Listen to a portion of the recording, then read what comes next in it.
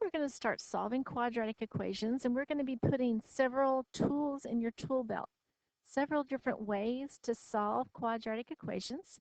The first one today is going to be solving by graphing. Now, first of all, you have to understand that when we're solving quadratic equations, what we are looking for is where does the parabola cross the x-axis. That is the solution to a quadratic equation. So let's just look here at these examples. Identify the zeros means where would y be 0? Where does it cross the x-axis? If you look at this parabola, you will see that it crosses the x-axis at 0 and 4. So those are solutions. The solutions are 0 and 4. In the second example, here's the x-axis. You will notice that it never crosses or touches it. So there is no solution. In the third example, here's the x-axis. You will see that the vertex is located on the x-axis, so there's only one solution, which is 3. So when solving, what we're doing is we're looking for either no solution, or there will be one solution, or there will be two solutions based on the position of the parabola.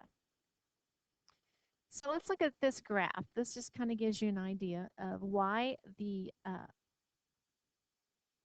zeros or the roots or the x-axis crossings are important. This function models a firework that has been launched into the air. The firework will explode when it reaches its highest point. How long after the fuse is lit will the firework explode, and how high will it be? So we have been learning how to find the vertex, which is the highest or lowest point. What would the vertex tell us here? If you look at the order pair here, the order pair would be 5, because there's 5 down here. And it's somewhere between 100 and 120. We'll just say it's 118. So this would be the vertex, and these numbers are important. This is the time it took for it to reach its height, and this is the maximum height. Now, what do these zeros mean down here? This is the solution. What do these mean? Well, at 0 seconds, what was the height of the firework? Well, it was on the ground. This 0 tells you how long it took for the remains of the fireworks to fall to the ground after it exploded. So you could figure out the height by right here with the line of symmetry and the vertex in the middle. So these are important. The two zeros are 0 and a little less than 10, which I approximated at 9 and 75 hundredths. And those zeros means when it launched and when it landed. So the zeros have importance, and so does the vertex, because the vertex is the maximum height. So let's just do a little practice here. We had a lesson not too long ago about graphing quadratic functions. We're going to be graphing them using the same checklist that we used before, except this time our goal is to find where it crosses the x-axis. Once we can figure that out, we are finished. So let's go through these steps. Remember, finding the axis of symmetry. You're going to take the equation negative b divided by 2a. Up here in this equation, a is equal to 1. There is no b term, so it is 0. And here's our c term, which is our y-intercept, our constant, negative 4. So if we do negative b divided by 2a, that would be 4 divided by 2 times 1. So the axis of symmetry, I did something wrong. Negative b was 0. Silly me. B was 0. I was looking at the wrong number. 0 divided by 2 times a. 0 divided by any number is 0. So we know the axis of symmetry is going to be on 0. Okay, now we need to find the vertex. To find the vertex, remember, we plug in the x to the original equation and solve for y. So if we're going to do that, x was 0. That would be 0 squared minus 4. Well, 0 squared is 0. This is your y-intercept, negative 4. So we know that our vertex is at 0, negative 4.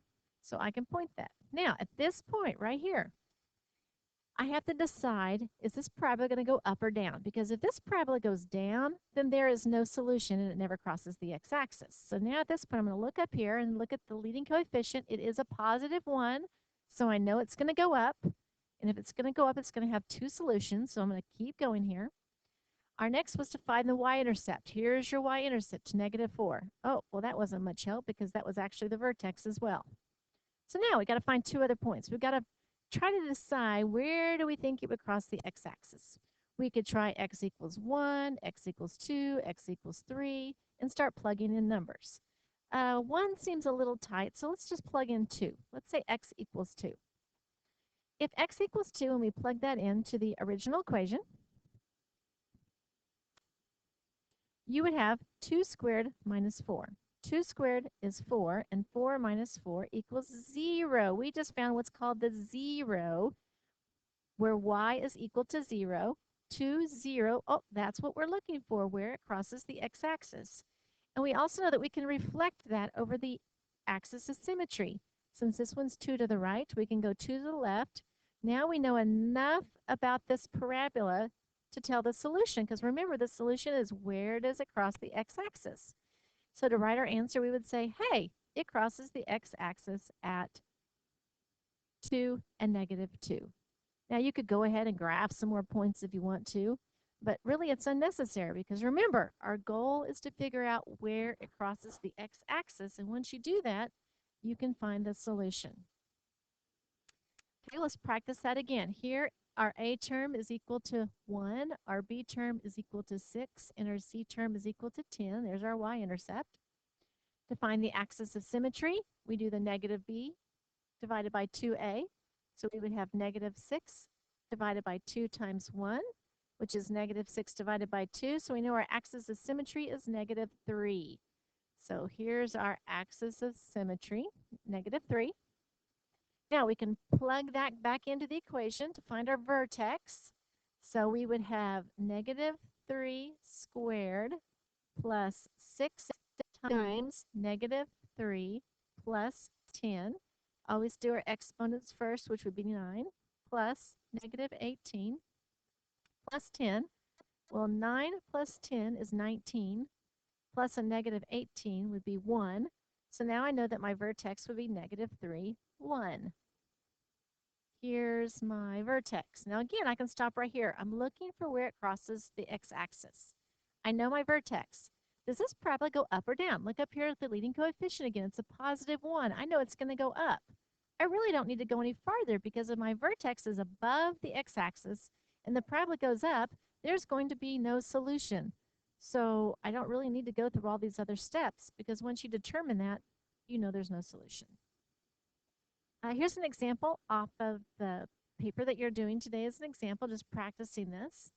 Here's your equation. So first we use our negative b divided by 2a to find our axis of symmetry.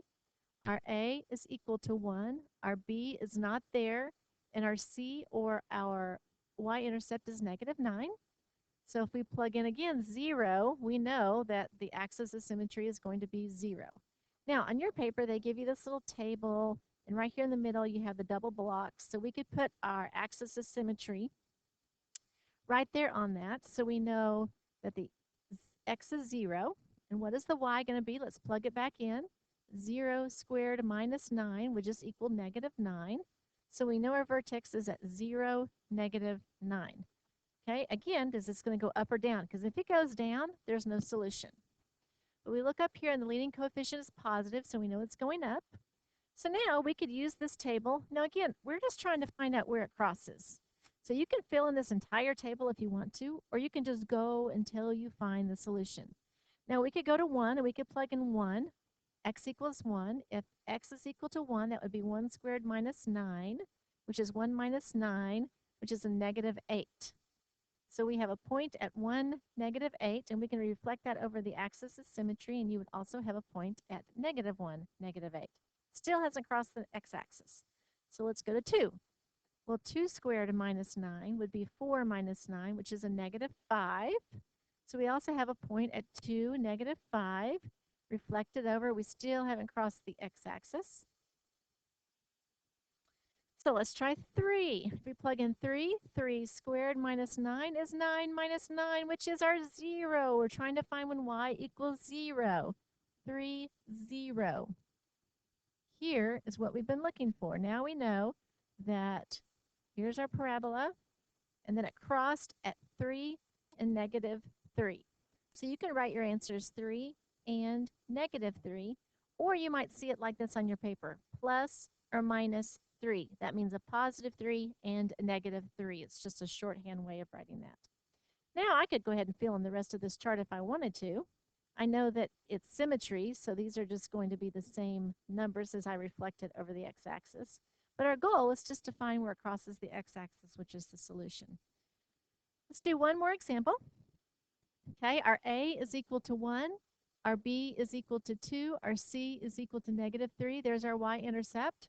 So we can do our negative B divided by 2A, which is negative 2 divided by 2 times 1, which is negative 2 divided by 2. We know that it's going to axis of symmetry is at negative 1. Okay, so what your little box over here, if you're keeping track over here on your little thing with your double box here in the middle, we know that we're going to have negative 1. Now let's plug negative 1 into the equation to find out what our vertex would be. Okay, negative 1 squared is 1, plus a negative 2, plus a negative 3, which would be a negative 4. So our vertex is at negative 1, negative 4. Now, does this thing go up or down? Because if it goes down, we're done. But it is a positive, so we know it's going to go up, so it is going to cross the x-axis, but we have to figure out where. We could try 0 next for our x. If we plug in 0, that would be 0 squared plus 2 times 0 minus 3. These are all 0, and that would be negative 3. 0, negative 3 is not where it crosses the x-axis. That happens to be where it crosses the y-axis. Here's our y-intercept, negative 3, so we could reflect it. It could be 1, it could be 2. Let's try 1. 1 squared plus 2 times 1 minus 3 would be 1 plus 2 minus 3, which is, tum-ta-dum, our 0. We found where y equals 0. 1, 0. If we reflect it over, 2 to the right, 2 to the left, we found that, draw my parabola, we found where it crosses, which is at 1 and negative 3.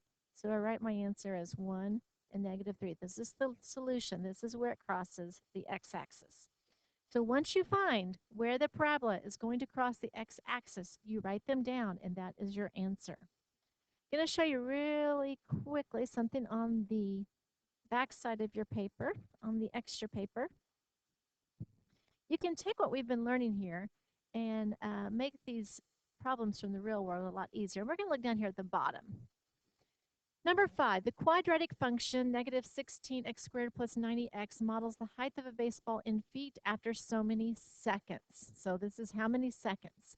So if you were graphing, this time is always down here. This would be the number of seconds, like 0 seconds, 1 second, 2 seconds, 3 seconds, and so forth. And this would be the height of the baseball. How long is it in the air? Well, what do we know? When we have a parabola, I'm just going to draw a parabola.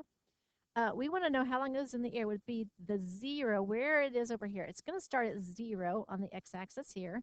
It's going to go into the air. We want to know this 0.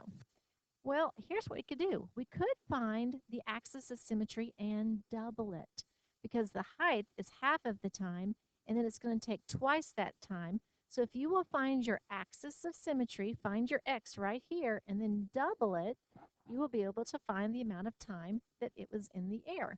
So use the information that you know to do that. This number 6 can be done the same way. How long was it in the air? You can look at the graph, okay? Now, they don't have the time down here. They didn't put the things in for you, which was not nice.